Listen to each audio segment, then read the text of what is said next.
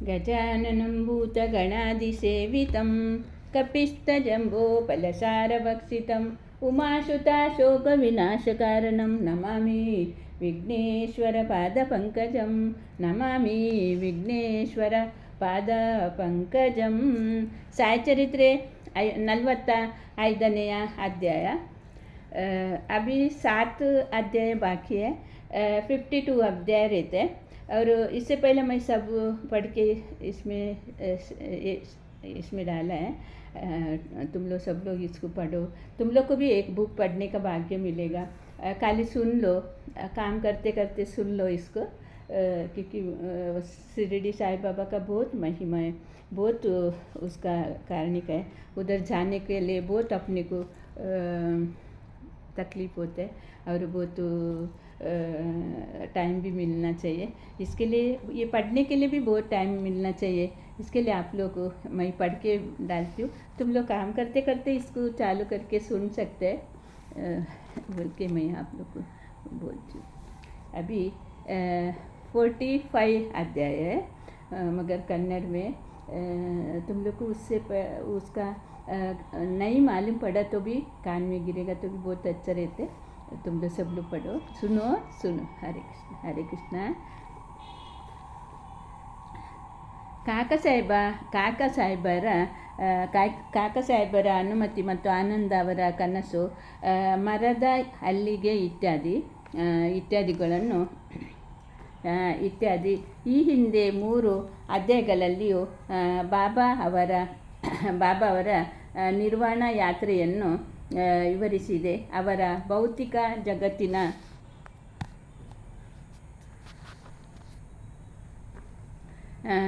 ಹಿಂದಿನ 3 ಅಧ್ಯಾಯಗಳಲ್ಲಿ ಬಾಬಾ ಅವರ ನಿರ್ವಾಣ ಯಾತ್ರೆ ವಿವರಿಸಿದ್ದೇವೆ.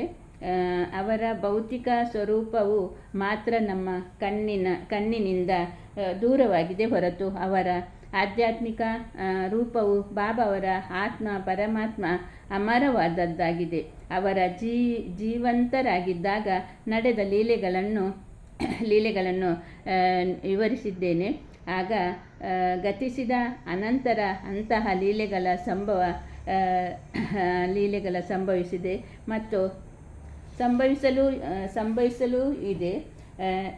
ಬಾಬಾ ಅವರ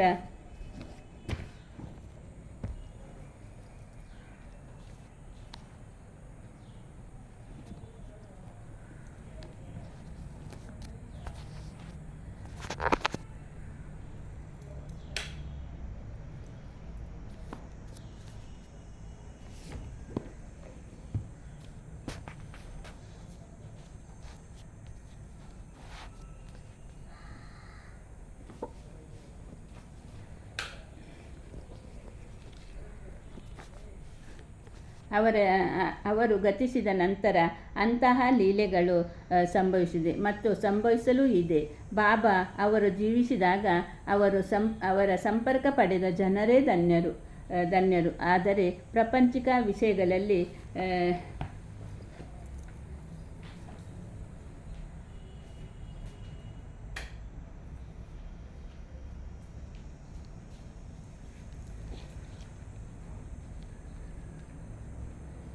ಸಂಪರ್ಕ ಪಡೆದ ಜನರೇ ಧನ್ಯರು.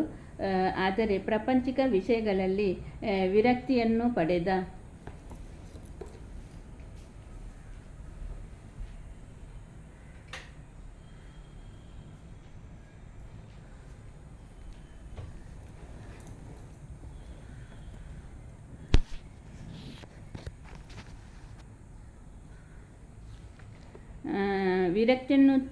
ವಿರಕ್ತಿಯನ್ನು ತೋರದೆ ಪರಮಾತ್ಮನ ಕಡೆಗೆ ಮನಸ್ಸು ಕೊಡದೆ ಇರುವ ಜನರು ದುರಾದೃಷ್ಟರೆಂದು ಹೇಳಬೇಕಾಗಿದೆ.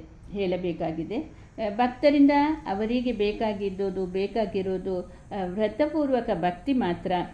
ನಮ್ಮ ಇಂದ್ರಿಯಗಳು, ಅವಯವಗಳು ಮತ್ತು ಮನಸ್ಸು ಬಾಬಾ ಅವರ ಸೇವೆಯಲ್ಲಿ ನಿರತವಾಗಿರಬೇಕು.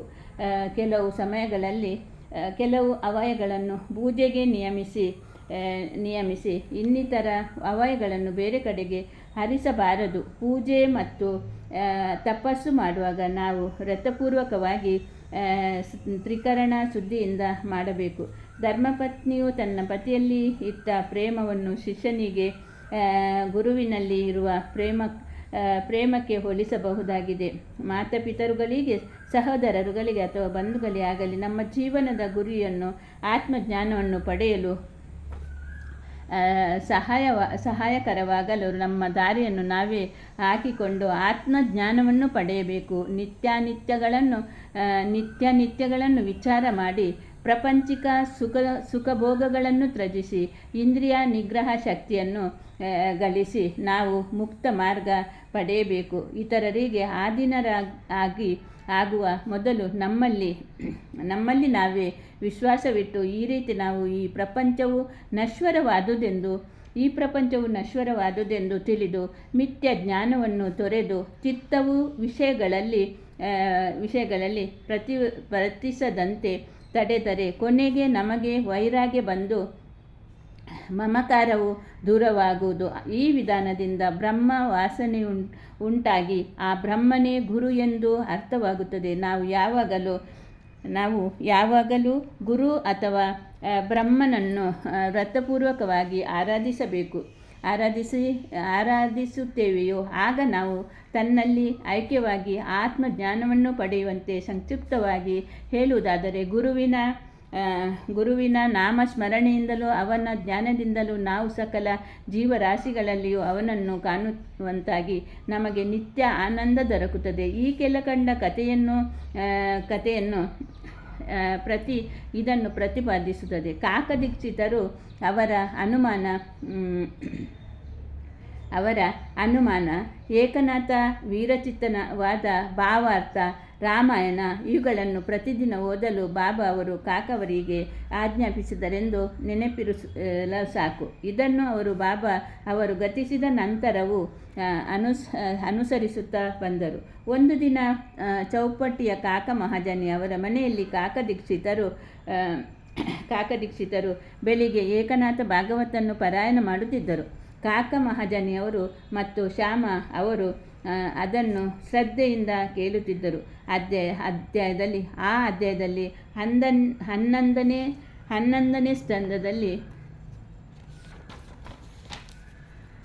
ಅಧ್ಯಾಯ 2 ಕವಿ, ಹರಿ, ಅಂತರಿಕ್ಷ, ಪ್ರಭುತ್ವ, ಪಿಪ್ಪಲಾಯನ, ಆವಿರ್ಹೋತ್ರ, ದ್ರಮಿಲ, ಚಮಾಸ ಮತ್ತು ಕರಭಾಜನರೇ ಮೊದಲಾದ ನವನಾಥರು ಜನಕ ರಾಜನಿಗೆ ಭಾಗವತದ ಧರ್ಮತತ್ವಗಳನ್ನು ವಿವರಿಸುತ್ತಿದ್ದರು. ಜನಕರಾಜನು ಆ ನವನಾಥರನ್ನು ಕುರಿತು ಮುಖ್ಯ ಪ್ರಶ್ನೆ ಹಾಕಿದರು. ಅದಕ್ಕೆ ಸಮಂಜಸವಾದ ಉತ್ತರ ಕೊಟ್ಟರು. ಕವಿಯು ಭಾಗವತ ಧರ್ಮವನ್ನು ಸೂಚಿಸಿದರು. ಹರಿಯು ಭಕ್ತರ ಗುಣಗಳನ್ನು ವಿವರಿಸಿದನು. ಅಂತರಿಕ್ಷನು ಮಾಯೆ ಏನೆಂಬುದನ್ನು, ಪ್ರಭುತ್ವವನ್ನು, ಮಾಯೆಯನ್ನು ದಾಟುವುದು ಹೇಗೆ ಎಂಬುದನ್ನು, ಪಿಪ್ಪಲಾಯನವನ್ನು, ಪರಬ್ರಹ್ಮನು ಏನೆಂಬುದನ್ನು, ಆವಿರ್ಹೋತ್ರನು ಕರ್ಮವು ಏನೆಂಬುದನ್ನು, ದ್ರುಮಿಲನು ಪರಮಾತ್ಮನ ಅವತಾರವು ಮತ್ತು ಲೀಲೆಗಳನ್ನು, ಚಮಾಸನು ನಾಸ್ತಿಕನು ಮರಣ ನಂತರ ಏನನ್ನು ಅನುಭವಿಸುತ್ತಾನೆ ಎಂಬುದನ್ನು ಮತ್ತು ಕರಭಾಜನನ್ನು ಯುಗಗಳಲ್ಲಿ ಪರಮಾತ್ಮನನ್ನು ಯಾವ ರೀತಿಯಲ್ಲಿ ಆರಾಧಿಸಬೇಕೆಂಬುದನ್ನು ವಿವರಿಸಿದರು. ಈ ಕಲಿಯುಗದಲ್ಲಿ ಹರಿನಾಮ ಸ್ಮರಣವೆಂದೇ ಮೋಕ್ಷಕ್ಕೆ ಮಾರ್ಗ ಸಾಧನ. ಅಂದಿನ ಪಾರಾಯಣ ಮುಗಿದ ನಂತರ ಕಾಕದೀಕ್ಷಿತ ಶ್ಯಾಮ ಅವರನ್ನು ಕುರಿತು ಈ ನವನಾಥ ವಿವರಣೆ ಎಷ್ಟು ಚೆನ್ನಾಗಿದೆ, ಆಶ್ಚರ್ಯಕರವಾಗಿದೆಯಲ್ಲವೇ? ಆದರೆ ಅವುಗಳನ್ನು ಅಭ್ಯಸಿಸುವುದು ಬಹಳ ಕಷ್ಟ. ನಾಥರು ಶುದ್ಧರಾಗಿದ್ದರೂ ನಮ್ಮಂಥ ಮೂಢಾತ್ಮರಿಗೆ ಅವರಿಂದ ಉಲ್ಲೇಖಿಸಲ್ಪಟ್ಟ ಭಕ್ತಿಯನ್ನು ಹೊಂದಲು ಸಾಧ್ಯವೇ? ನಾವು ಎಷ್ಟೋ ಜನ್ಮ ತಾಳಿದರೂ ನಮಗೆ ಅದು ಸಾಧ್ಯವಿಲ್ಲ. ನಮಗೆ ಎಲ್ಲಿಯೂ ಮುಕ್ತಿ, ಅದನ್ನು ಬಯಸುವುದು ಬೇಡ ಎಂದು ತೋರುತ್ತದೆ ಎಂದರು. ಶ್ಯಾಮ ಅವರಿಗೆ ಇಂಥ ಮನೋಭಾವನೆ ಇಡಿಸಲಿಲ್ಲ. ಆಗ ಅವರು ತಮ್ಮ ಅದೃಷ್ಟ ಬಲದಿಂದ ಬಾಬಾ ಅವರಂಥ ಅನಗ್ರ ರತ್ನವನ್ನು ಪಡೆದಿರುವವರೇ ಹೀಗೆ ಹೇಳುವುದು ನಿಜವಾಗಿಯೂ ಸರಿಯಲ್ಲ. ಸರಿಯಾದದ್ದಲ್ಲ. ಬಾಬಾ ಅವರಲ್ಲಿ ನಮಗೆ ಶುದ್ಧ ಭಕ್ತಿ ಇದ್ದರೆ ನಾವು ಏಕೆ ಶಾಂತಿಯಿಂದ ಇರಬೇಕು? ನಾತರು ಭಕ್ತಿಯ ಶಕ್ತಿಯಾಗಿರಬಹುದು, ನಮ್ಮ ಭಕ್ತಿಯು ಹಾಗೇ ಇಲ್ಲವೇ? ಬಾಬಾ ಅವರೇ ನಮಗೆ ಗುರು. ಹರಿನಾಮ ಸ್ಮರಣೆ ಒಂದೇ ಮುಕ್ತಿ ಮಾರ್ಗಕ್ಕೆ ಸುಲಭ ಸಾಧನವೆಂದು ಹೇಳಿಲ್ಲವೇ? ಹೀಗಿದ್ದ ಮೇಲೆ ಚಿಂತೆ ಏಕೆ, ಹೆದರಿಕೆ ಏಕೆ ಎಂದು ಕೇಳಿದರು. ಕಾಕ ಸಾಹೇಬರು ಶ್ಯಾಮ ಅವರ ವಿವರಣೆ ಅರ್ಥವಾಗಲಿಲ್ಲ, ತೃಪ್ತಿಯಾಗಲಿಲ್ಲ. ಅವರು ಆ ದಿನವೆಲ್ಲ ಅಗಾಧವಾದ ಭಕ್ತಿಯನ್ನು ಸಂಪಾದಿಸುವುದು ಹೇಗೆ ಎಂದು ಚಿಂತಿಸುತ್ತಾ ಮನಃಶಾಂತಿಯನ್ನು ಕಳಕೊಂಡರು. ಮನಃಶಾಂತಿಯನ್ನು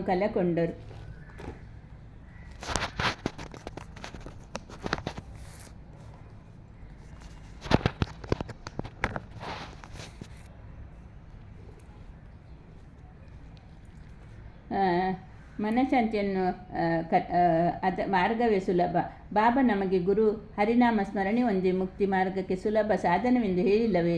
ಹೀಗಿದ್ದ ಮೇಲೆ ಚಿಂತೆ ಏಕೆ, ಹೆದರಿಕೆ ಏಕೆ ಎಂದು ಕೇಳಿದರು. ಕಾಕ ಸಾಹೇಬರಿಗೆ ಶ್ಯಾಮ ಅವರ ವಿವರಣೆ ಅರ್ಥವಾಗಲಿಲ್ಲ, ತೃಪ್ತಿಯಾಗಲಿಲ್ಲ. ಅವರು ಆ ದಿನವೆಲ್ಲ ಅಗಾಧವಾದ ಭಕ್ತಿಯನ್ನು ಹೇಗೆ ಸಂಪಾದಿಸುವುದೆಂದು ಚಿಂತಿಸಿದ ಮನಃಶಾಂತಿ ಇಲ್ಲದೆ ಕೊರಗಿದರು. ಮರುದಿನ ಬೆಳಿಗ್ಗೆ ಒಂದು ಪವಾಡ ಜರುಗಿತು. ಆನಂದರಾವ ಪಾರ್ಕಡೆ ಎಂಬುವರು ಶ್ಯಾಮ ಅವರನ್ನು ಹುಡುಕಿಕೊಂಡು ಅವರ ಕಡೆಗೆ ಬಂದರು. ಆಗ ಭಾಗವತ ಪಾರಾಯಣ ನಡೆದಿತ್ತು. ಪಾರ್ಕಡೆಯವರು ಶ್ಯಾಮ ಅವರ ಹತ್ತಿರ ನಿಂತು ಏನೋ ಪಿಸುಗುಟ್ಟಿದರು. ಅವರು ಮೆಲ್ಲಗೆ ತಮ್ಮ ಕನಸನ್ನು ವಿವರಿಸಿದರು.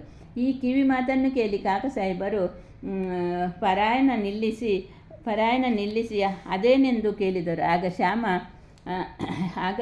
ಶ್ಯಾಮ ಅವರು, ನಿನ್ನೆ ನೀವು ಒಂದು ಅನುಮಾನವನ್ನು ವ್ಯಕ್ತಪಡಿಸಿದಿರಲ್ಲವೇ? ಅದಕ್ಕೆ ವಿವರಣೆ ಇಲ್ಲಿದೆ. ಪಾರ್ಕಡೆ ಅವರಿಗೆ ಬಾಬಾ ಅವರ ಕನಸಿನಲ್ಲಿ ಹೇಳಿದ್ದನ್ನು ಅವರೇ ಹೇಳುತ್ತಾರೆ.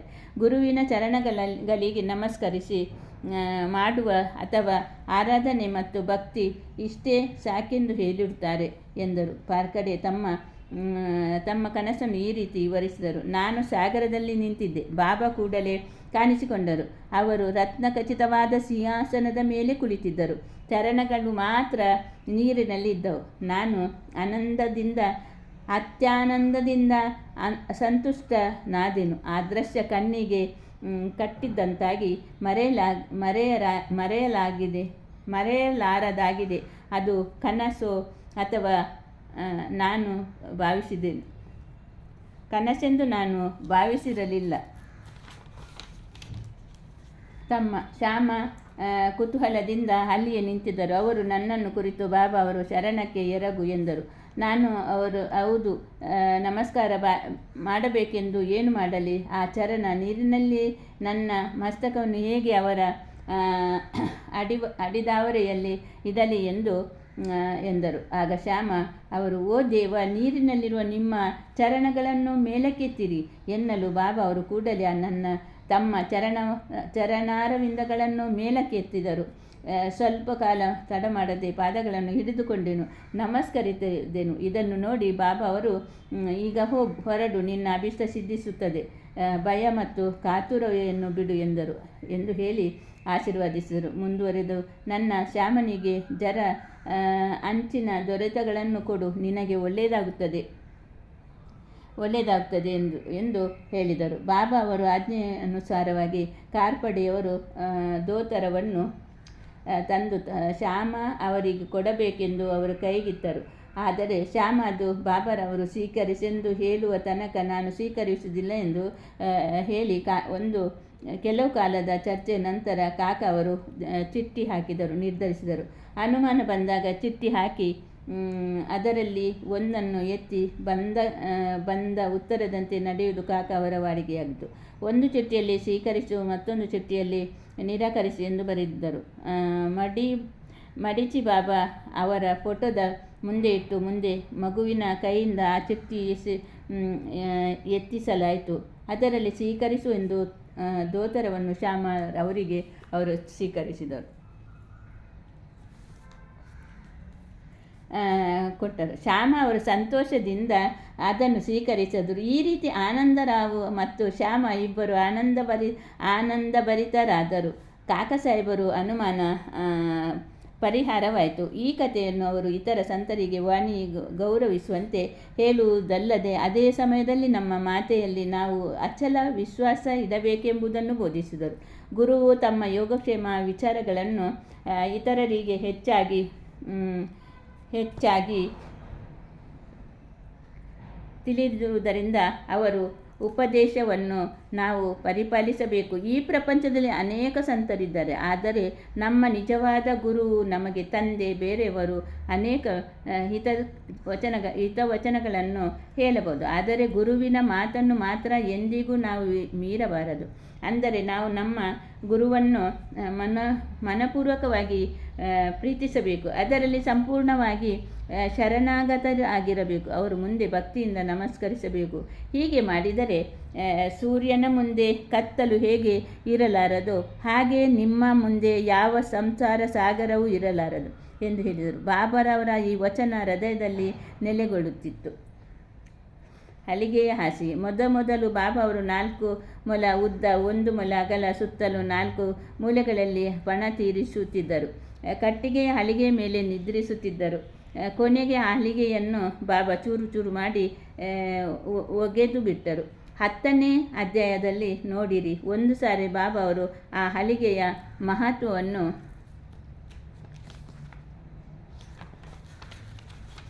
ಮಹಾತ್ಮವನ್ನು ಕಾಕಾ ಅವರಿಗೆ ವಿವರಿಸುತ್ತಿದ್ದರು. ಆದರೆ ಅದನ್ನು ಕೇಳಿದ ಅವರು, ನೀವು ಇನ್ನು ಹಲಿಗೆಯನ್ನು ಪ್ರೀತಿಸುವುದಾದರೆ ಇನ್ನೊಂದು ಹಲಿಗೆಯನ್ನು ತಂದು ಉಯ್ಯಾಲೆ ಕಟ್ಟುತ್ತೇನೆ, ಅದರ ಮೇಲೆ ಸುಖವಾಗಿ ನಿದ್ರಿಸುವಂತೆ ಎಂದು ಹೇಳಲು ಬಾಬಾ ಅವರು ಮಾಲ್ಸಪತಿಯನ್ನು ನೆಲದ ಮೇಲೆ ಮಲಗಿಸಿ, ನಾನು ಮೇಲೆ ಮಲಗಲು ಇಷ್ಟಪಡುವುದಿಲ್ಲ ಎಂದರು. ಆನಂತರ ಕಾಕಾ ಅವರನ್ನು ಮಾಲ್ಸಪತಿಯವರಿಗೆ ಒಂದು ಹಲಿಗೆ ಕೊಡಿಸುತ್ತೇನೆ ಎಂದರು. ಹೇಳಲು ಬಾಬಾ ಅವರು, ಅವನು ಹಲಿಗೆಯ ಮೇಲೆ ಹೇಗೆ ನಿದ್ರಿಸಬಲ್ಲನು? ಹಲಿಗೆಯ ಮೇಲೆ ಎತ್ತರವಾದ ಮಲಗುವುದು ಅಷ್ಟು ಸುಲಭವಲ್ಲ. ಯಾರು ಸದ್ಗುಣ ಪರಿಪೂರ್ಣರೋ ಅಂಥವರು ಮಾತ್ರ ಹಲಿಗೆಯ ಮೇಲೆ ನಿದ್ರಿಸಬಹುದು. ಅವರು ಯಾವಾಗಲೂ ಜಾಗೃತ ದೃಷ್ಟಿ ಹೊಂದಿರಬೇಕು. ನಾನು ನಿದ್ರೆ ಹೊಂದುವಾಗ ನನ್ನ ಹೃದಯದ ಮೇಲೆ ಕೈ ಇಟ್ಟು ನಾನು ಹರಿನಾಮ ಸ್ಮರಣೆಯನ್ನು ಮಾಡುತ್ತಿರುವುದನ್ನು ಗಮನಿಸುತ್ತೀರಿ. ನಿದ್ರಿಸಿದಾಗ ನನ್ನನ್ನು ಎಚ್ಚರಿಸಿ ಎಂದು ನಾನು ಮಾಲ್ಸಪತಿಗೆ ಹೇಳುತ್ತೇನೆ. ಅವನಿಗೆ ಅದು ಸಾಧ್ಯವಿಲ್ಲ. ಅವನೇ ನಿದ್ರೆಯಿಂದ ತೂಕಡಿಸುತ್ತಾನೆ. ನನ್ನ ಹೃದಯದ ಮೇಲಿನ ಅವನ ಕೈಗಳನ್ನು ಕಲ್ಲಿನಂತೆ ಭಾರವಾಗಿರುತ್ತದೆ. ಭಗವತ್ ಎಂದು ನಾನು ಕೂಗಿದಾಗ ಮಾತ್ರ ಅವನು ಎಚ್ಚೆತ್ತು ಕಣ್ಣು ತೆರೆಯುತ್ತಾನೆ. ಹೀಗೆ ನೆಲದ ಮೇಲೆಯೇ ಸರಿಯಾಗಿ ನಿದ್ರಿಸಲಾಗದೆ ನಿದ್ರಾದೇವಿಯ ಗುಲಾಮನಾಗಿ ಆಗಿರುವ ಅವನು ಹಲಿಗೆಯ ಮೇಲೆ ಅದು ಎತ್ತರದಲ್ಲಿ ಹೇಗೆ ನಿದ್ರಿಸಬಲ್ಲನು ಎಂದರು. ಅನೇಕ ಸಾರಿ ಬಾಬಾ ಅವರು ಭಕ್ತರ ಮೇಲಿನ ಪ್ರೀತಿಯಿಂದ ಯಾವುದು ನಮ್ಮದೋ ಅದು ನಮ್ಮೊಡನೆ ಇರುತ್ತದೆ, ಇತರರದ್ದು ಅವರ ಹತ್ತಿರ ಇರುತ್ತದೆ ಎಂದು ಹೇಳುತ್ತಿದ್ದರು. ಶ್ರೀ ಸಾಯಿ ಪ್ರಣಾಮ. ಶಾಂತಾಕಾರಂ ಭುಜಗಶಯನಂ ಪದ್ಮನಾಭಂ ಸುರೇಶಂ ವಿಶ್ವಾಧಾರಂ ಗಗನಸದೃಶಂ ಮೇಘವರ್ಣಂ ಶುಭಂಗಂ ಲಕ್ಷ್ಮೀಕಾಂತ ಕಮಲನಯನಂ ಯೋಗ್ಯಭಿರ್ಧ್ಯಾನಗಮ್ಯಂ ವಂದೇ ವಿಷ್ಣು ಭವಭಯಹರಂ ಸರ್ವಲೋಕೈಕನಾಥಂ.